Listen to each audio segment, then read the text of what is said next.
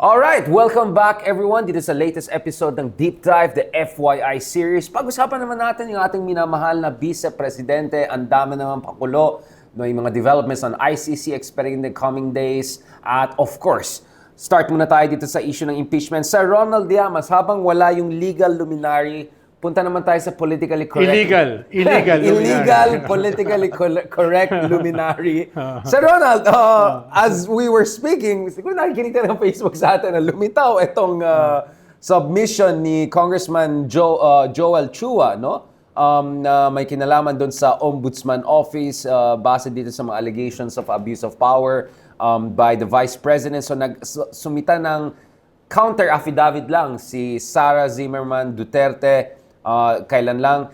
Sir Ronald, what is your read of this whole Ombudsman 11th hour sabotage plan conspiracy theory? Well, I doubt kung bahagi ng conspiracy si Congressman Chua diyan sa lumalabas na chismis na yan. Absolutely. Yeah. Dahil perhaps ang problema ni Congressman Chua ay sincero siya at ang tingin niya sa ombudsman ay isang objective body. No? Baka nakalimutan niya na ito ay appointee ni Digong at ito yung nagsabi dati to defend the Vice President dito sa controversy sa confidential fund. Ang sabi niya, kanyang confidential no?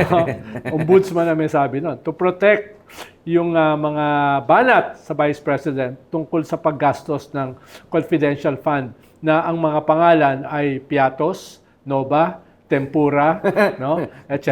Ang sabi Kasim. niya, oo. Kaya yun siguro, no? At ikalawa ay pa-retire na si Ombudsman sa August. Kaya pwede niyang madaliin. Pwede. Hindi ko naman sinabing gagawin niya. Pwede niyang madaliin itong kasong ito para meron naman siyang regalo dun sa mga nag-appoint sa kanya, no? Or pwede rin niyang upuan para walang mangyari dito sa kasong ito. Dahil maghintay na lang siya ng 2 buwan, ay nag-retire na siya. So less controversy dahil baka pagtapos na yung kanyang pagiging ombudsman, ay may mga gumanti sa kanya. Baka may mga tumugis sa kanya. So baka gusto rin niya na tahimik ng to go out into the sunset. No? Na wala siya masyadong kaaway. Dahil ngayon, marami siyang kaaway. At sa kanyang retirement ba ay magdadagdag pa siya ng mga kaaway. No? Kaya yun yung mga options niya. Pwedeng bilisan niya na medyo unprecedented dahil matagal yung kasuhan sa ombudsman. Kaya kitang-kita kung mamadaliin niya ito in favor of Sara ay masyado namang obvious. I mean, if this is the pusit game strategy of Sara, I mean, would Sara lean on Martires assuming there's some sort of strings to pull, considering na dun sa Senado, things are not that bad for Sara, right? There's still that plan to basically nip it in the bud as far as the file is concerned. Medyo maraming mangyayari in the next few days. Few days, exactly. Sa Sunday ay nagpapatawag si Senate President Cheese ng unprecedented Sunday meeting. Another unprecedented, ng Senado para desisyonan kung pwedeng i-dismiss itong impeachment by case by a vote. simple majority vote, no? Hindi ko alam kung sangsako ng gawgaw niya pinulot yung kanyang plano na yan. At pwede rin na bilisan ng ombudsman itong kaso na ito at gawin ni Sara na parang pang-complement dun sa possible dismissal ng kanyang kaso. Na sabihin niya, tingnan nyo, mismo ombudsman ang ginawa ay walang basihan yung kaso laban sa akin. No? So, pwede niyang ganunin Pwede niyang gamitin pareho.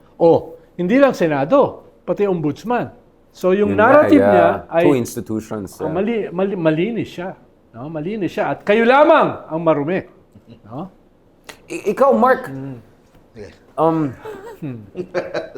parang nagko-compete ngayon yung spokesman ng Senate trial body with Cheese. Parang sino mas cheese sa kanilang dalawa? Kasi ina-accuse sila na parang abogado kayo kay Sara Duterte, di ba? Sino ba tong spokesman nila? Sino ba to? Journalist ba to? PR guy ba to? Itong attorney, ano pa kaya? Tongol. Hindi Tongol. hindi si Batorni, ha? Dati yata model yan Hindi, totoo. Supra? Model, Supra din. model yan dati. Model. Parang Abogado, cheese! oo. That's what I'm saying! Parang cheese din! Hindi, si Cheese, model ng kilay eh. Ito talagang Ito model. natural Ito yung- talagang Oo. model to. No? Model talaga si... Oo, pero Check ko nga. parang nanotice ko nung isang araw, binabackpedal niya yung remand. Yun, yan ang sabi ko eh. Ang tawag na niya, referred. No? Parang referred na hindi na Nag-thesaurus na naman sila. Oo, so pati ako nalilito na eh. Yun nga, parang mas nalito pa ako ngayon kaysa 2 weeks ago nung nalito. Parang I'm getting more lito at a lower level. Hindi, maganda yan because confusion is the beginning of wisdom eh. Hindi, but Sabi ni... Socrates to. eh. Paano ba si Socrates na babatrip kay Cheese ng Oo, tatak? nakasimangot na eh. Kasi parang, Sir Ronald, they say wisdom is when you're confused at the higher level. Now we're even more confused at the lower level. Kasi itong model na attorney model. Hindi lang si Batorni, may model ka pa. No, honestly, Mark, from a legal luminary, kasi parating legal luminary at yung illegal luminary natin. No, Mark, what the heck is going on? What is your read? Nalilito na din ako eh. At the lower level. Oo, nagsasagutan yung mga di ba merong spokesperson ng Congress, tapos iba pa yung spokesperson ng impeachment. Senate. Tapos iba pa yung Topacio maging spokesperson ng PDP laban. Hanap buhay. Ibang usapin yung sumasayad ka na eh. Ibang usapin yung naguhukay ka pa para mas sumayad pa. Di ba? Iba yun eh, no? Bakit hindi na lang gawin kaya pagsamahin yung dalawang spokesperson sa isang pagdebatihin sa isang show para magkakitaan na. Kasi Vice Ganda show yata. Pwede. Pwede, di ba? Pwede. Pero hinamon ko dati si Harry Roque niyan eh. Pero matras eh. Medyo pugante kasi si Ronald. Hindi na Para siya matapang Dati, siya nandito pa siya. Bully daw ako. Me? Kasi ikaw may bullet Parang matapang to si attorney si Bukoy eh. Parang si Boy kasi yun eh. Parang pasaway eh, no? Pasaway eh. Parang walang Litigator atrasan na eh. veteran yun. Big time yun. Oo eh. Hindi siya model. Oo. Baka KFC, pwede. KFC Philippines. Siyempre, di pa matalo doon. Si Hidarian, pwede model to. Model. Parang magkaalaman na sila parang magdebate na sila harapan kasi sinasabi ng isa at sinasabi ng kabila. Pero ano bang posibleng mangyari talaga? Posible ba talagang ma-dismiss na as soon as... Hindi, yun ang sinabi ni Senate President Cheese. Maliban sa very suspicious, nagtapos kayo ng session nung June 11, tapos ngayon magpapatawag ka ng June 29, yung last day ng 19th Congress. Yung 11, last day ng session ng Senate. Ngayon ay last day mo as senator. Nagpatawag ka para habulin yung possibility ng dismissal na wala sa konstitusyon, wala sa Senate rules, at na-preempt na dahil sabi mo, ipapasa na sa 20th Congress. So, anong mangyayari sa 29? No? Anong mangyayari sa 29? Unless bahagi yan ng conspiracy na nagsimula sa Fort Worth, pumunta sa June 2 cancellation, naging June 11, at kung hindi kayo napilit ng minority na mag-convene, hindi pa kayo magko-convene, tapos meron pang nangyaring remand, malinaw na conspiracy yan. Kung kakatayin nyo sa June 29 at sasabihin mo na posible naming i-dismiss ang impeachment, anong posible? Sa ating konstitusyon, imposible dapat yon. Yung sinasabi mo na all-powerful ang Senado, ano kayo, diktador? No? So, di ko alam kung saan lang gagaling ito si Senate President. Mukhang palala ng palala yung kanyang kilay. No? Pero yung hiningi nila sa Kongreso, nasubmit na Kongreso, di ba? Nung isang araw. Tama Well, sabi nga ni Chief Justice, dating Supreme Court Chief Justice Puno, hindi kailangan sagutin yan eh. May president na dyan eh. 2 president na sa Supreme Court na ang sabi ng Supreme Court ay yung umabot lamang sa Justice Committee ng House at pinaadala sa Senado, yun lang ang tunay na impeachment complaint. Yung iba, naka-archive na. Kahit 100 impeachment complaint ang isampa, hindi niyan binabiolate yung 1 year complaint per year. Hindi binabiolate. Dahil kung ano lamang ang tinanggap ng Kongreso at pinadala sa Senado. At meron niyang clear precedent. Hindi mo kailangan maging abogado para maunawaan yon. Eh, ito mga abogado eh.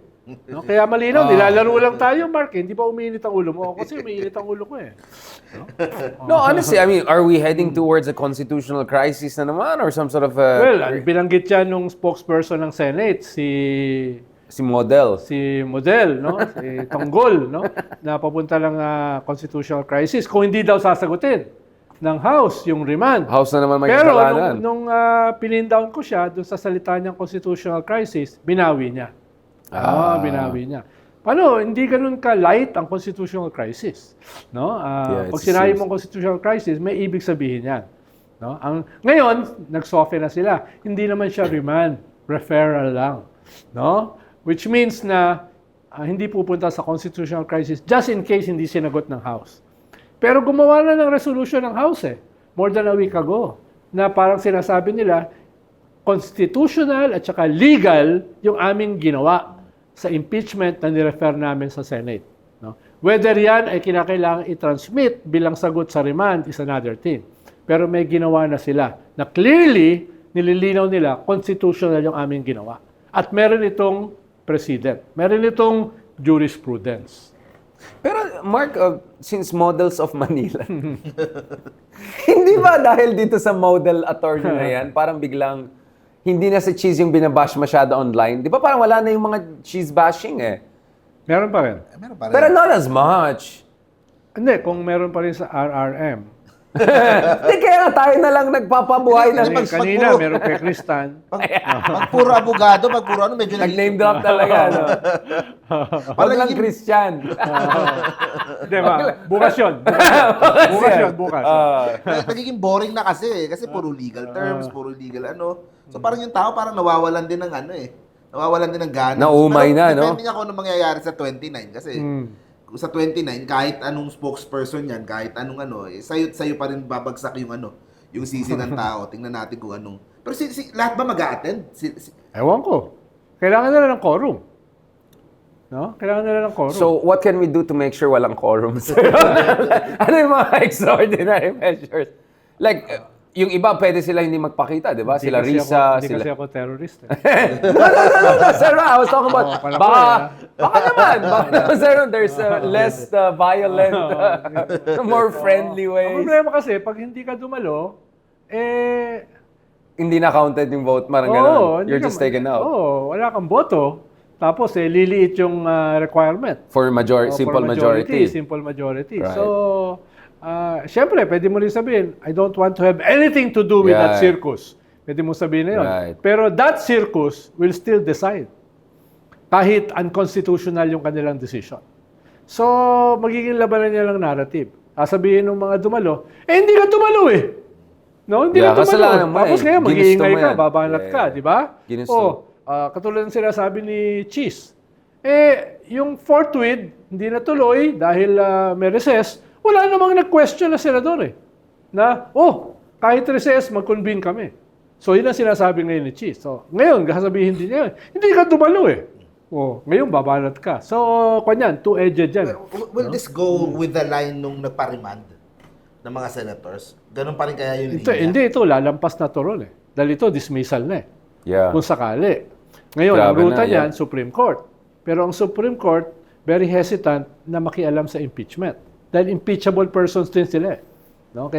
Pero wala na silang choice. Justiciable na yan eh. Yung issue na yan. Ibig sabihin, Pwede issue na yan ng pumasok ng Constitution. Supreme Kailangan Court, nila pumasok. Whether mabilis o mabagal is another thing. No? Yan yung mangyayari dyan. Pero yan, dyan ang possibility ng constitutional crisis. Dahil walang basihan sa Constitution.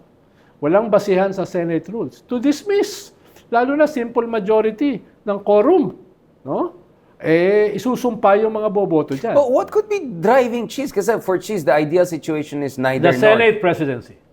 No, yeah, but why would he do that? Why would Cheese do that? Because he wants to secure the votes of the at least six pro-Duterte senators To stay in power. to stay in power. At saka, At syempre, what cost? yung backer nung six na yon, yung isang powerful religious group, ay Yeah. kakailanganin niya going into 2028 kung meron siyang plano. So wala siyang pakialam sa CBCP. Wala siyang pakialam sa evangelicals. Wala siyang pakialam sa National Council of Churches of the Philippines. Wala siyang pakialam dyan sa SEAP. Wala siyang pakialam sa mga civil society, no, dyan sa mga Or even pinklawan. media, yeah. Ang pakialam niya, ito. Ito kasi yung boto na kailangan niya to secure the Senate presidency and beyond. No? So may Kaya grip talaga sa kanya. kanyan. Merong clear political calculation diyan, no? That's a Kaya big gamble. I mean, like, he's going all in dun sa isang camp. tama. At the cost of potentially long-term alienation and getting basically Tama. stigmatized. Hindi naman ang mga senador naman are not known for intelligence. Well, that's my point. It's not actually very intelligent. I mean, given a Machiavellian calculus, but it's like it's not even like cheese level of intelligent, I would say. Medyo Hindi yan nag-Victorian. win-win. Yeah. It could even be a lose-lose. Yeah. Yun nga eh. Kasi the best thing for him is just to make everyone happy and just kick the can down the road and then kita. Which brings me to Tito Soto, right? In the previous episode, puro tayong Vico Soto. Now let's talk about Tito. Tito Soto has been pretty much like in your face. Let me take over na. This is a total Saka mess. banat siya. Yeah, exactly. Impeachment was bushwhack. Diba? Yeah. Yung mga Mga statement terminologies niya. I will niya. give order and stability to the Exactly. next Senate. So parang siya yung nagiging kung pa ngayon, simbolo ng modernity. And institutional integrity. Diba? Yeah. Diba? No, but in fairness to, we're not, I mean, not a fan of Tito Soto, but he protected the institution during the Trillanes episode. Sonny will always emphasize that na he was very clear na hindi natin hayaan na bubulin lang ng Senado. Although, of course, we can talk about what happened before with Leila de Lima, with all of the things that went wrong. But I don't know, like, you think Tito Soto has a good chance of, because given the 6-vote grip that Uphill. Yun nga eh, medyo tricky rin eh, yeah. Meron kang more than six at least na pro-Duterte senators. Tapos meron kang sariling mga kakampi ni Cheese dahil incumbent siya. Ibig sabihin, pag incumbent Senate President ka, yung mga chairmanship ng committees, Yeah. yung mga budget dyan, yung mga iba-iba pang mga pondo, sa GAA, ay Sarap buhay ka. at your disposal. Yeah. So, ibig sabihin, meron din siyang more than 6 na alaga na solido para sa kanya. So, more or less, masasecure niya yung Senate presidency. Unless may mga ibang factors at play. Like Such as? popular opinion, Yeah. like pressure from Malacanang. No? Right. Yun naman yung counter-pressure. My understanding is that BBM is now a little bit more comfortable with the idea of the impeachment than before. Yes, pero siyempre, yung Talagang every time I say BBM, may pero ka, no? Yung Sir Ron? personality din kasi ni Ayan na BBM, naman tayo. pwede yan mag-sway. Di ba? Yeah. Hindi naman yan katulad ni Richard. Yan, no? Or- Pag ito ang posisyon, ito na. talaga. No, ganyan.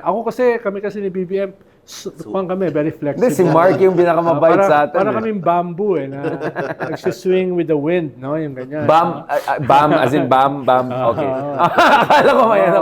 Sir Ronald, going back to bamboo, going back to these alignments within the Senate before you leave us for more important and greater things. No, Sir Ronald,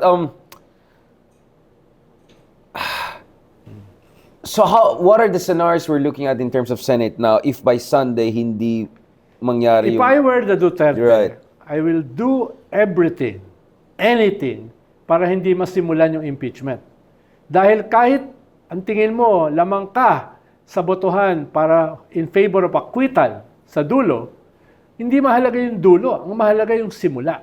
Kung ito ay masisimulan at mabubuksan, papasok ang mga ebidensya.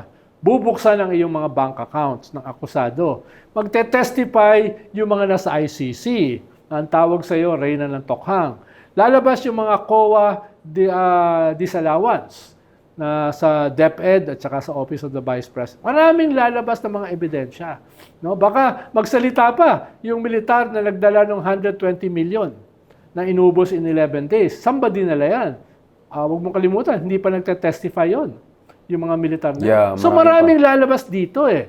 Kaya hanggat maaari, inipindabad mo na. Dahil mismo yung mga senador na swing, na ayaw bumoto either way, ay gugustuhin na wag magsimula para hindi sila malagay sa spot.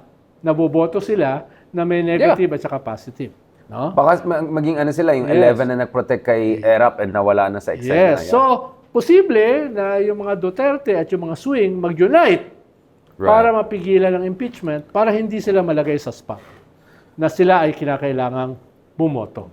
Kaya hindi ako magugulat na yung 29, meron talaga mga nagpaplano. Sana hindi.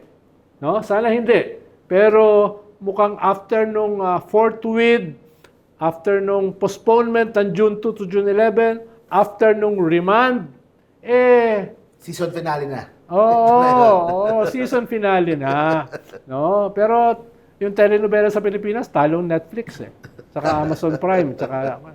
And last point, I mean, what about the Tulfos? What is your read of Tulfos? Because some people were wondering, like, why did Raffy Tulfo vote along certain lines? Some were saying, hindi siya komportable parang with the vote he made. And then at the same time, you have Erwin Tulfo also strongly pushing for the trial to happen. Tingin So what's ko, the game yung plan of mga the Tulfos? Tulfo, mga kanyan at this point, sila ay mga independent pero pro-administration. So, they won't go against City Hall. Right. No? Kaya, ang crucial sa mga Tulfo ay, ano ba ang desisyon ng Malacanang dito? Sa dulo, yun yung kanilang ifa-factor in. No? Ifa-factor in. Perhaps, dun sa nangyari nung June 10, ang pag-factor in nila ay itong gusto ng Malacanang. Pero sabi mo nga, nagbabago ang posisyon ng Malacanang. Yeah. No? So ngayon, ano ba ang posisyon ng Malacanang? I think the Tulfos ay mas doon yung pagkiling. No? At siyempre, incumbent din naman si Raffy Tulfo, ay nagde-defer siya sa Senate President. No? Pero all that can change overnight. No? Ang problema kasi dahil with weak institutions sa Pilipinas, anything can happen. Anything can happen. Yun yung manifestation ng ating weakness. Wala namang party Inflection lines point, dito yeah. Wala namang political considerations dito or ideological consideration. It's all about political calculation. Last word, sorry, there was a misunderstanding with Justice Carp because I wanted him also on my TV show. I think he had a misunderstanding. So let's also discuss very quickly the ICC aspect of this issue. I don't know, Mark, what is your read dun sa... Kasi yung interim release, parang pinapalabas ng mga Duterte na done and dusted. Apparently, hindi. Kaya sobrang swift yung reaction ng prosecutors. Ikaw, what is your read of public opinion on the interim release issue? Was this something that you think landed with people? You think that this makes the Dutertes look better or look bad? Para sa mga diehard siguro, parang nagbibigay sila ng false hopes para to keep this Myth. That's what they will do for the next how many years going to 2028 They will try to look for mga issues na to give hope sa mga tao, para to keep their base energized and ano. Pero kasi parang mas maingay pa yung yung awayan ng mga girls doon sa sa daig. Parang mas maingay pa yung kaysa dito sa kung saan... Elaborate mo nga, Mark. Ano ibig sabihin mo away ng mga girls sa dehig? Parang hindi ko alam Mga sir. girlfriends. I look completely On one confounded. side, sila Sarah, plus yung isang very close girlfriend, no, na dating media, Yun. no, magkakampi. At on the other side, Blind sila item Hanilet, Sila Maharlika. at yung ibang mga supporters ni Hanilet, nagbubungguan yan. Hindi ko sinasabi na may kinalaman dyan ng mana. No? Hindi ako ganun ka-chismoso. Mas maingay yun Yun lang pero, mas kanya na, very public, very open, at very, sabihin ko sana, very malicious. Yung mga atake, no? Very self-interested. Yun yung matindi, di ba, Mark? Pero kasi may halong Yan ang gustong panoorin, mga telenovela ng mga Pinoy. Unfortunately, Hindi Pero, yung mga geopolitical analysis ni geopolitical Richard Heydarian, no? Pero yung mga sayaw ni Heydarian na budot. but speaking of this, no, I mean, I think mas matindi yung sinabi ni Sara na hindi niya kailangan ng taxpayers' money sa kanyang mga travels. Saan galing pera, Sir Ronald, if not... Well, dahil sabi ni Ombudsman Martires, hindi pwedeng ilabas ang SALN mo hanggat walang permiso mo, which defeats the purpose of a SALN, hindi natin malalaman yan unless mag-proceed na yung impeachment o yung criminal cases laban sa kanya. Pwede nang buksan ng SALN. No? Kaya hanggang...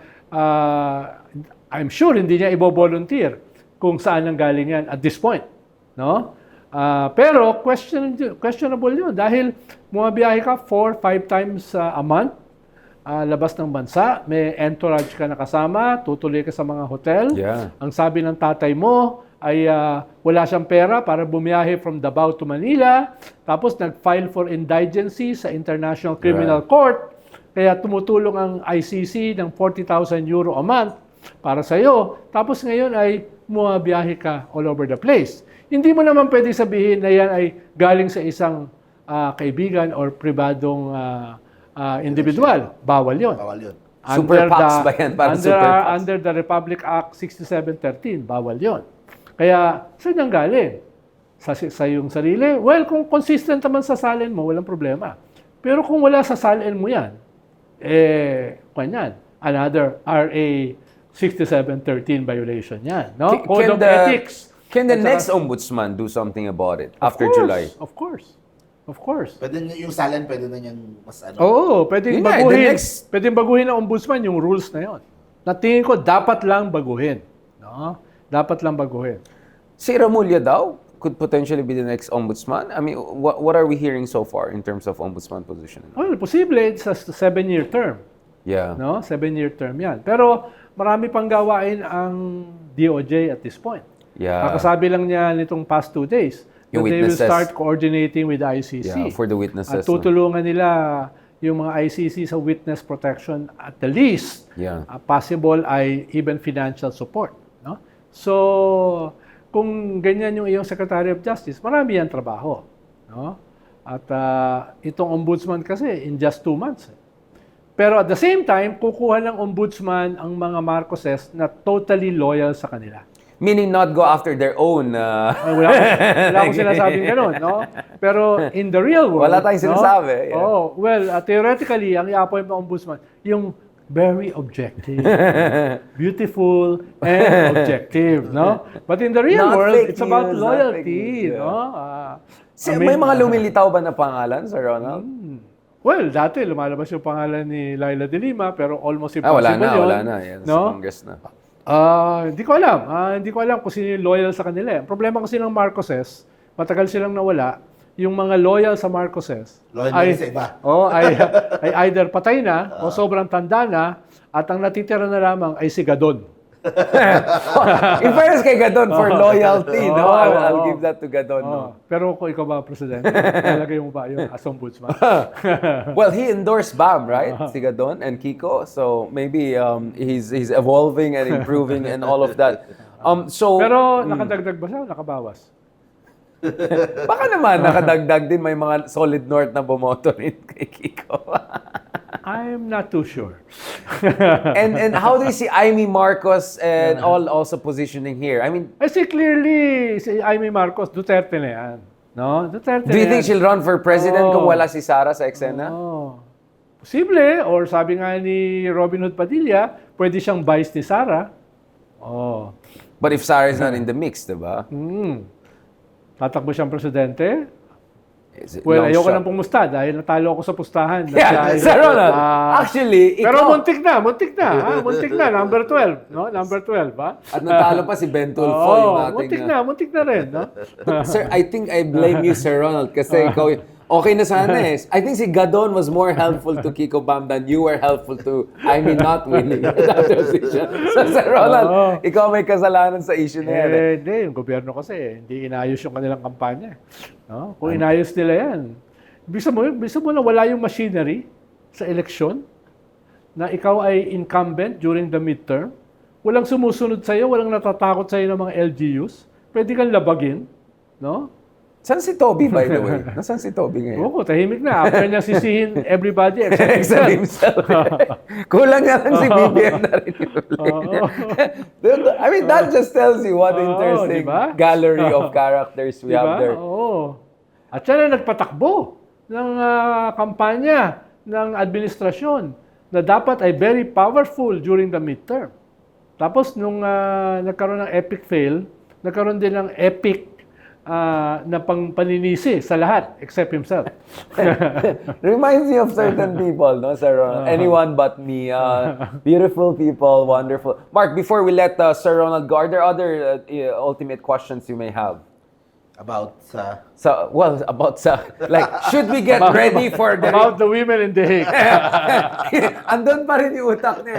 No, so in short, to wrap this up, Sir Ronald, realistically, talo na yung bet mo kay Aimee. But now to be on the safe side of things, realistically, basically everyone prepare for a Sara run in 2020? Kasi the other day, she basically said it, na she's gonna run in the sense that, ginaganon lang ako kasi alam nila frontrunner ako to be the next president. So she's basically saying, yayariin ko kayong lahat and I'm gonna come back. Pupusta ako dyan.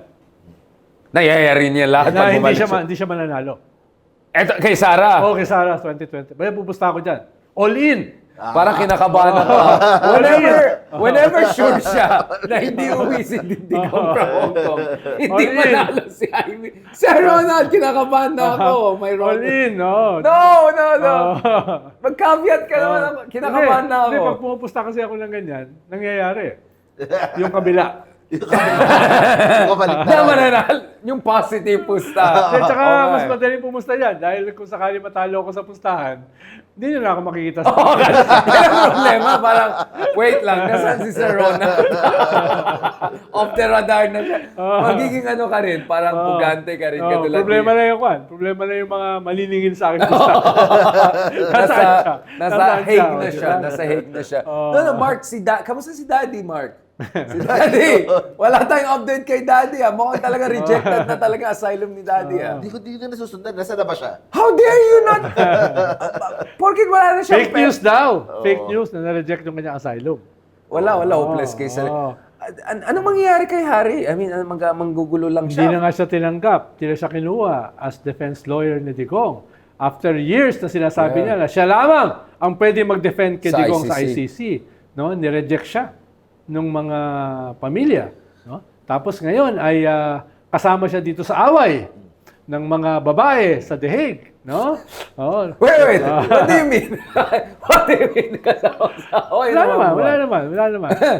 Tapos ngayon, puro fake news daw ang banat sa kanya. No? Magulat na lang tayo isang araw, biglang nandun na yung isa Interpol and sa Sabi naman kasi ni Harry Roque, haharapin niya lahat ng kaso sa kanya. Ang tunay na lalaki, sabi niya, Hara. Ayun, ang tunay na lalaki, haharapin lahat ng kaso sa kanya. Kaya, who knows, baka mamaya ay nandito na siya. Hinaharap ang kanyang mga kaso. Baka mag-exchange program sila ni Bato once lumabas yung warrant. Si Bato talaga, he's still around. He's Batorni. He's Number 3 nga sa Senate. almost diba? two. Almost two. Konti na lang ang... diba? Yung tanong ko, kung sakaling lumabas yung ICC ni Bato, will the Marcos administration still have the same appetite to... Dalawa yan Yung decision ng Supreme Court, kung hindi na kinakailangan sa local court, kung diretso na katulad ni Digong sa Interpol at saka sa The Hague. Yun yung Supreme Court nakasalang niya ngayon. Ikalawa, yung Senate. Yung Senate kasi pwedeng protektahan ka while in session. Kung kakampi mo yung Senate President. Diba? So yun yung dalawang mahalaga dyan. Kailan lalabas yung international warrant? Ano yung decision ng Supreme Court tungkol dyan? At ano yung... How about yung ni Malacanang na tuluyan si Bato or si Bato? Kasi the political fallout din na Well, tingin ko sa Malacanang, sa balance sheet, mas mapabor sila dyan dahil nga... For Bato to be arrested. dahil mababawasan yung... Vote. Yung kakampi ng mga Duterte sa Senado. Ikalawa, katulad ng ginawa nila this past 2 days, publicly sinabi na sila, magko-coordinate kami sa ICC. Yeah. Ibig sabihin, meron DOJ silang is already desisyon laying down the- na paano namin to, tutuloy-tuloy na namin to. Ikatlo, baka yung fallout dun sa nangyari kay Digong ay different dito kay Bato. Dahil yung kay Digong kasi talagang icon yan, sekta yan, kulto yan Yeah, no? cardboard. Si Bato, iba naman parang lang siya kakampi. No? Kaya yung fallout may be different. At ikaapat, baka natuto na yung gobyerno how to weaponize yung mga nasa arsenal nila against the Duterte. Baka. No? Halimbawa, hindi nila na-weaponize yung West Philippine Sea. Correct. Hindi nila na-weaponize yung crimes against humanity. Hindi nila na-weaponize yung corruption at saka parmali. Diba? So, Ito na it yung was an huling- election for them to lose. yung midterm. That's why, Sir Ron, you're optimistic Sara won't win because you think they'll take too much damage before the 2028 na. Well, una ay marirealize na nila after the midterm, this is an existential battle. Kung hindi pa nila na-realize. Ikalawa, this is geopolitical. Ibig sabihin, yung mga allies ng gobyerno at ng mga Duterte will push the envelope para madurog yung kanilang mga kandidato. China will push para madurog ang mga Marcos. The Americans will push para madurog ang mga Duterte. So, this doesn't exist in a vacuum. No? Kasama tayo sa isang geopolitical battle dito. So, there will be a lot of players going into 2028. Hindi kami kasama dahil kami nanonood lamang. Yung mga... We're preparing na mag-exile. Yung mga heckler nanonood lang Hindi sumasama dyan no? Thank you so much, Sir Ronald, on that fantastic, very politically correct, illegal luminary analysis for our special episode. Catch us again next week. Hopefully, mukhang may misunderstanding with Justice Carp because I thought he thought dun sa TV show program ko, not this one. So anyway, I pushed that to next week. Hopefully, we'll have Justice Carpio next time para with also Admiral Ong. We'll do the big three naman, Sir Ronald, together soon. Pero maganda na makapagsalita siya before the Sunday session ng Senate. Kaya sayang, kung makikita or baka kayo- he can make a... or during the morning of Sunday, no? Habang nangyayari yung Senate, maganda Mag-live tayo, ganun. maganda Sige, yun. kausapin ko dyan. Baka doon tayo sa bahay ni Justice. Yeah, maganda yun. Ha? Let's do that. Let's do that. Okay, I'll talk to Justice about that. Dahil parang nung arrest ni Digong, Ano oras ba habang yun? ina-arrest ni Digong, nandito tayo. Oh, yeah. Di ba? Alala ko yung press conference natin. Diba? Press conference talaga, no? Slash victory Tapos party. Noong una, sinasabi pa ni Justice Carpio, yung legal aspect, di ba? Eventually, sabi niya, ay, kay Ronald na yan. That's political. Tapos sabi ko nga, rendition, extraordinary rendition, ginamit pa nila dun sa ICC, di ba? I mean, tuloy naging kidnap na siya. I mean, kidnap on that very, no, we can do that. Anong oras daw, yung sa Sunday? Siguro, hindi naman maaga yon yung sa Senate. Siguro, baka 4 p.m. before lunch. Before lunch. Or after lunch. Hindi yan sigurado. Sige, message ko na lang si Justice Carpio on that. Pero maganda yun, na habang nangyayari, nandito tayo ulit. Actually, we can do a live commentary on that. On that note, thank you very much. Baka Dan, pwede ka sumama if ever na mag-live commentary na. But we'll do something about that. So, abangan nyo, in the coming days, tignan natin yung gagawin ng Senado at saka yung pwedeng gagawin sa Senado kung gagawin nila yung gusto nilang gawin. Tama. On that note, thank you very much. And don't forget about Ronald Llamas bet na hindi mananalo si Sara Duterte sa 2028. Pakibanta yung kanyang travel catalog right after election 2028. Mark, bantay tayo sa NAIA. Sisingilin natin just in case. Just in case. Di ba, kasama na din ako. Oh. And of course, this is a joint production with Models of Manila. Since marami tayong models yung nakausap. Models, dalawang model. Kilay model. Microblading. Attorney model. Yan, marami tayong pagkasabi. Thank you so much, guys. Maraming salamat and talk to you soon.